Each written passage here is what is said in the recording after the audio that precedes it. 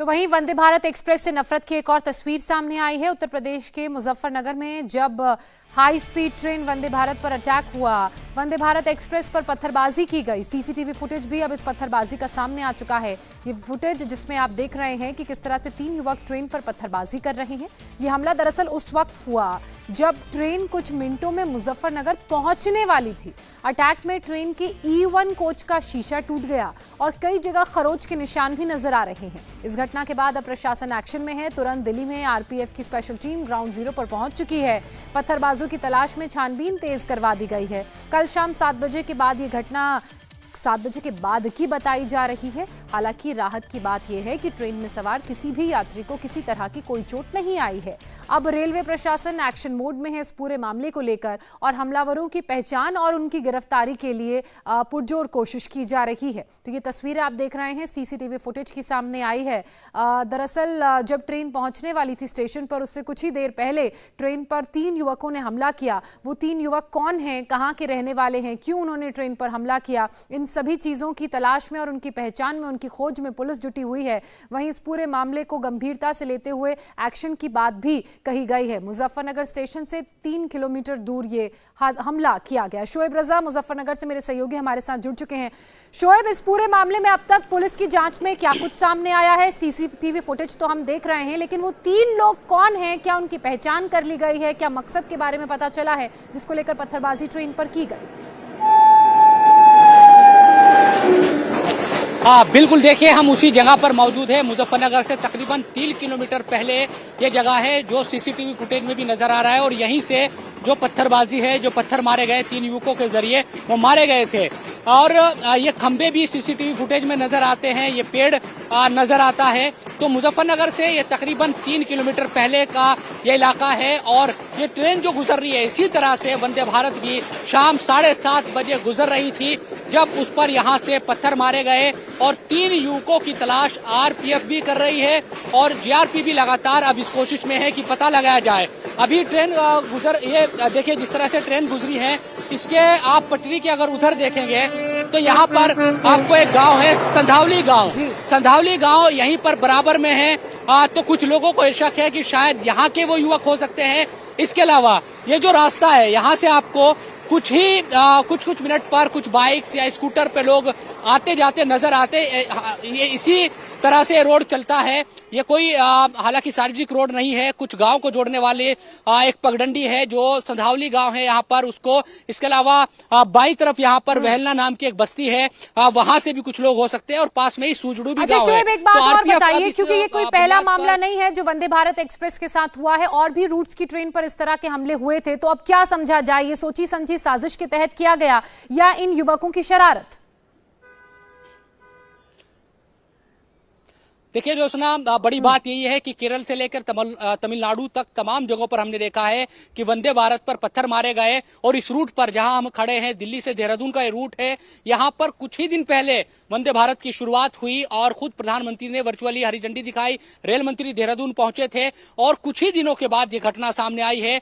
और हमारी जो जीआरपी से भी बात हुई, उनका ये कहना है कि वो इस घटना को आरपीएफ या जीआरपी दोनों बहुत संजीदगी से ले रहे हैं। वो इसलिए भी क्योंकि अब ऐसे इलाकों में जहां से वंदे भारत गुजरती है, जब भी मुजफ्फरनगर या आसपास के इलाकों से पटरियों के पास जितने भी रूट्स हैं, वहां पर अब गाड़ियों से भी गश्त क्या करेगी जब वंदे भारत गुजरेगी।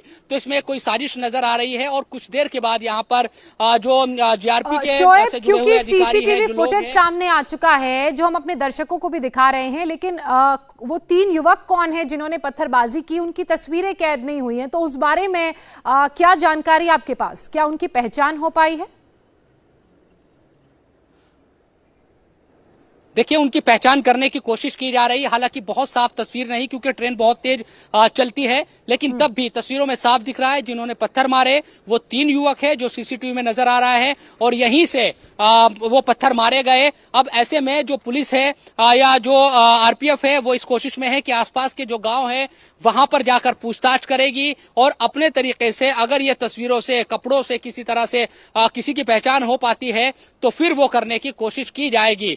तो सीसीटीवी फुटेज, हालांकि ये उम्मीद थी शायद आरपीएफ को कि थोड़ा क्लियर हो गया, लेकिन तेजी के साथ ट्रेन चूंकि चलती है, काफी तेज चलती है वंदे भारत ट्रेन, इसलिए जो चेहरों की सही तस्वीर आनी चाहिए वो तो नहीं आ पाई, लेकिन साफ ये नजर आ रहा है कि 3 युवक है जो पत्थर मार रहे हैं और उसी का सहारा लेकर अब जो आरपीएफ है वो ये कोशिश कर रही है कि पुलिस की भी मदद ले स्थान ने और इस पूरे मामले में इन तीनों युवकों की तलाश करे ताकि ये पता लगाया जा सके कि ये ऐसे ही खेल खेल में किसी ने पत्थर मारे, क्योंकि कई जगहों पर ये देखने को मिलता है, या फिर किसी साजिश का नतीजा है और वंदे भारत को ही क्यों निशाना बनाया गया, क्योंकि हम तमाम जगहों पर देखते हैं कि जिस तरह से मैंने जिक्र किया कि केरला, तमिलनाडु और तमाम दूसरी जगहों से भी लगातार ये खबरें आती रही है जब वंदे भारत को निशाना बनाया जाता रहा है।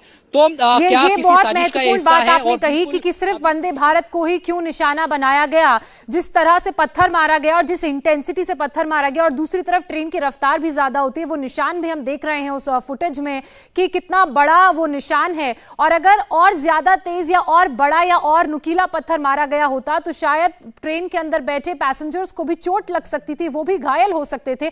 इसलिए इस मामले को बहुत ही गंभीरता से लिया जा रहा है। अब लोकल पुलिस की अगर हम बात करें तो वो इस मामले पर किस तरह से एक्शन लेने की बात कह रही है? उत्तर प्रदेश के मुख्यमंत्री का इस पूरे मामले पर क्या कहना है शोएब?